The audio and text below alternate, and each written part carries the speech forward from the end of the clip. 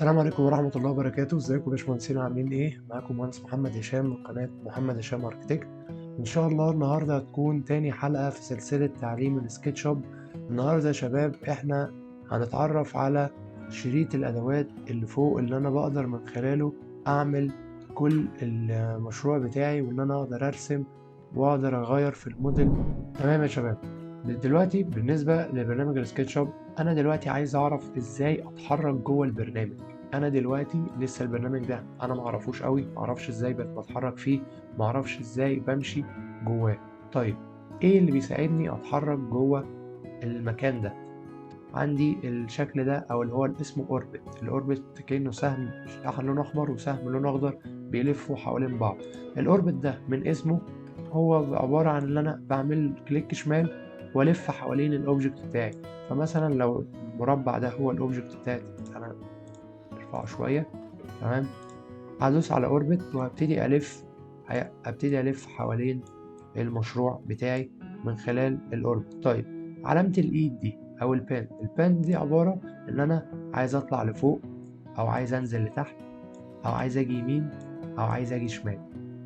ده باختصار علامة الايد دي. طيب علامات العدسة المكبرة دي عبارة عن زوم. فكل ما بعمل زوم كده بيعمل لي زوم. لما بدوس كليك شمال واقرب واطلع الماوس لفوق هيقرب، ارجع الماوس لورا يرجع لورا. طب يا شباب، جيت عندي انا بعد ما خلصت كده عرفت احنا ازاي نتحرك جوه المشروع بتاعي. طيب انا عايز اقف نفس الوقفة دي، يعني انا عايز اقف في نفس طول مثلا الانسان اللي واقف هنا. مش عايز كل مرة اجيب الاوربت واروح جاي عامل كده واروح جاي جايب البين وطالع لفوق شوية، وعايز اظبط الشكل بتاعي.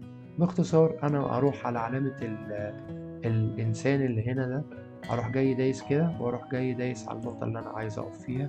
بالظبط هو عمل لي كل حاجة. لو لاحظت هتلاقي نفس الطول اللي الإنسانة دي فيه هو نفس طول الإنسان اللي أنت واقف فيه برضه. فعلامة البوزيشن بتاع الكاميرا واختارها، ودي بتساعدني جدا في ان انا لما اجي اخد شوتات انتيريور ديزاين للمشروع بتاعي. طيب علامة العين دي عبارة عن ايه؟ دي اسمها لوك اراوند، يعني دي بتخليك تبص حواليك. فانت بتقعد تلف كده بيها كأنك انسان وعمال تجيب راسك يمين وشمال. دي بتساعدك جدا في ان انت تلف حوالين المشروع بشكل من غير ما تتحرك، كأنك انت دماغك هي بس اللي بتلف. الفرق ما بينها وما بين الاوربت عشان محدش يتلخبط، الاوربت هتخليك تتحرك من مكانك. بص كده، انا كده اتحركت من مكاني. لا، انا عايز في نفس مكاني مثلا ان انا هنا ده الف 360 درجة. فهي بتخليني اعمل كده ألف 360. هنبدأ بأول حاجة عندنا في الشريط اللي فوق. طيب الشريط اللي فوق ده يا شباب ممكن يكون متغير بمعنى إيه؟ إن هو ممكن شكله ما يكونش كده، ممكن كل الأدوات ما تكونش موجودة عندي فوق هنا. لأ، ممكن يبقى في أدوات فوق هنا وفي أدوات على الشمال هنا. طيب أنا دلوقتي شريط الأدوات ده أغلبية الناس لما تيجي تشتغل على السكتش اب هيبقى بالمنظر ده عندهم. طيب لو حد لقى إن في اختلاف أو في حاجة موجودة زيادة أو مش موجودة، باختصار إن أنت ممكن تعمل كليك يمين وتختار كل الحاجات اللي معمولة عليها صح هنا يا شباب هي اللي ظاهرالي في البار اللي فوق ده، وكل الحاجات اللي معمول جنبها أو مش معمول جنبها صح فهي مش موجودة. فمثلا احنا لو جينا زودنا مثلا عملنا صح على الدروينج هنا، هنلاقي ان هو فتح لي زي ما نقول سطر تاني حاطط فيه الادوات اللي احنا ممكن نستخدمها. تمام يا شباب، هنبدأ بأول حاجة عندي في الشريط الأدوات اللي فوق، علامة الماوس. علامة الماوس دي عبارة عن أمر سيلكت، اللي أنا أقدر أعمل أي أوبجكت عندي في المشروع سيلكت من خلال علامة الماوس دي.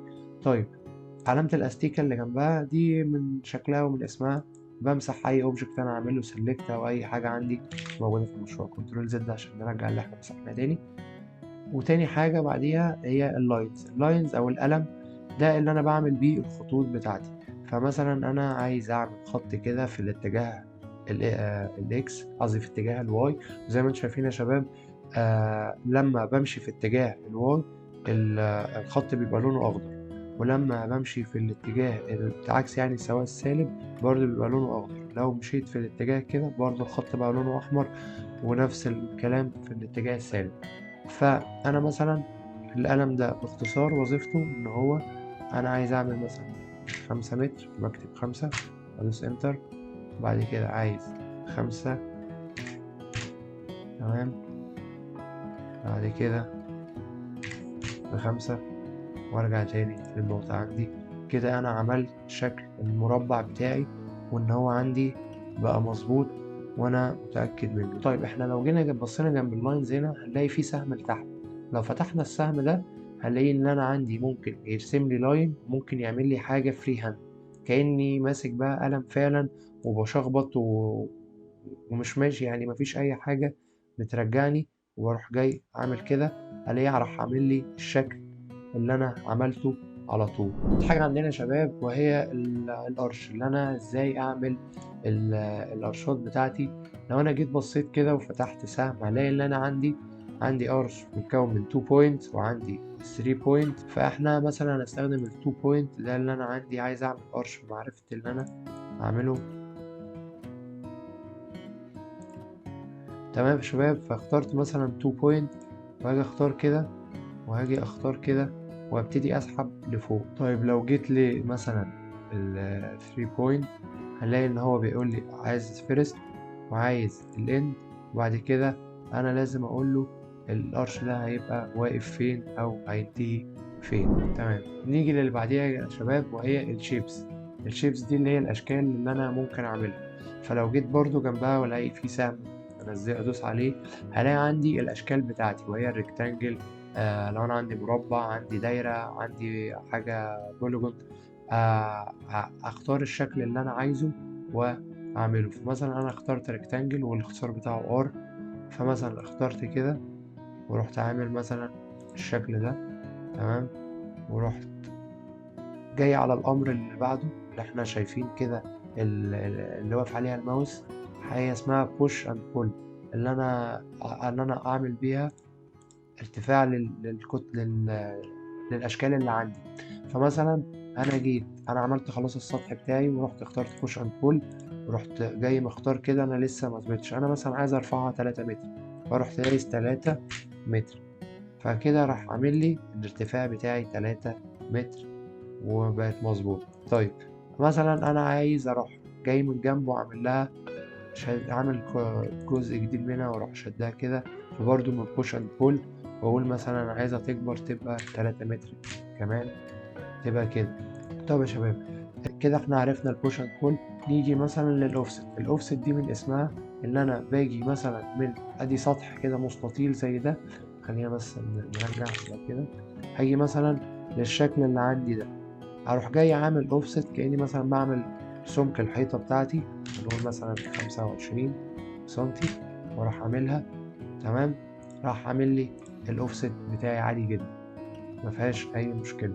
طيب بتتعمل ازاي؟ نرجع بس تاني، هندوس على الاوفست، هي دي اختصارها او دي شكلها، هنيجي عند السطح اللي احنا عايزين نعمل منه اوفست، وهندوس كليك شمال وهنسحب لجوه، تمام، ونختار القيمة اللي احنا عايزين نكتبها، فمثلا احنا عايزين 0.25 ونروح كاتبين وندوس انتر، بعد كده نجيب البوش اند بول تاني ونروح رافعين ال3 متر اللي احنا كنا عايزين نطلعه، هيبقى بالشكل ده معايا. اللي جنبها بقى وهي دي امر موف، اللي انا لو عايز احرك حاجة، فمثلا انا عندي هنروح نختار سيلكت عشان نعمل سيلكت للشيب اللي عندي، ورحت دوست على موف وعايز احركه، فابتدي امسك ده من الطرف مثلا او اي حته انا عايزها وابتدي احرك. وطبعا كل ما بتحرك في الاتجاه اللي انا بتحرك فيه بياخد نفس لون الاكس بتاعي، فانا عشان بتحرك دلوقتي في الاكس اللي لونه اخضر هو عامل لي الحركه اللي انا بتحركها لونها اخضر، فلو جيت اتحرك في اتجاه الاكس هتبقى لونها احمر، ونفس الكلام لو طلعت في الزد بقى لونها ازرق. نيجي يا شباب لامر روتيت. امر روتيت هو اول حاجه بيحدد لي الحته اللي هو هيقف فيها ان الاوبجكت هيلف حواليها هتبقى هي دي الثابته، وبيقول لي حدد النقطه الثانيه المتغيره، فانا رحت حددت الحته اللي هنا اللي هي الطرف الثاني ده، وهبتدي الف معايا لاحظوا ان هو لما بيلف الحتة اللي انا اخترتها في الاول او البوينت اللي انا اخترتها في الاول هي اللي ثابتة،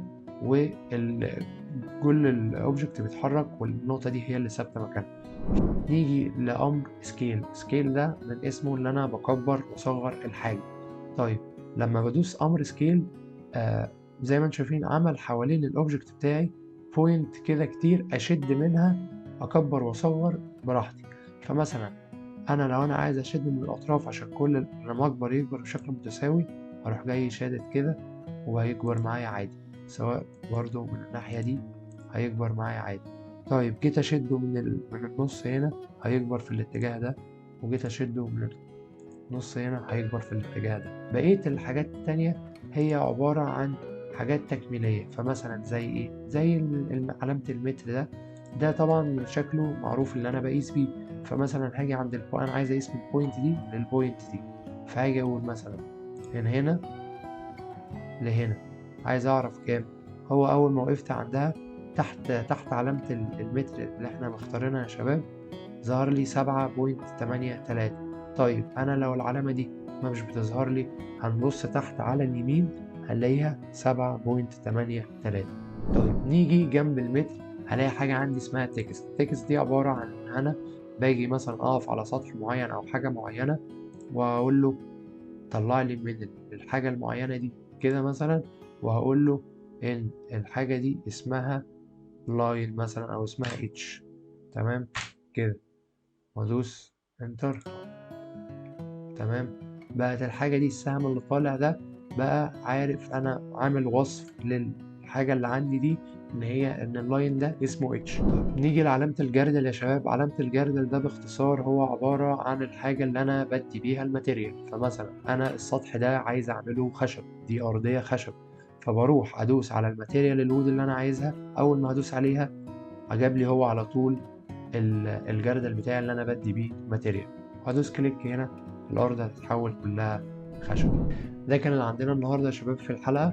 أتمنى تكون الحلقة عجبتكم واستفدتوا منها. لو استفدتوا متنساش تعمل لايك وسبسكرايب للقناة، وإن شاء الله هنكمل في بقية الكورس قريب.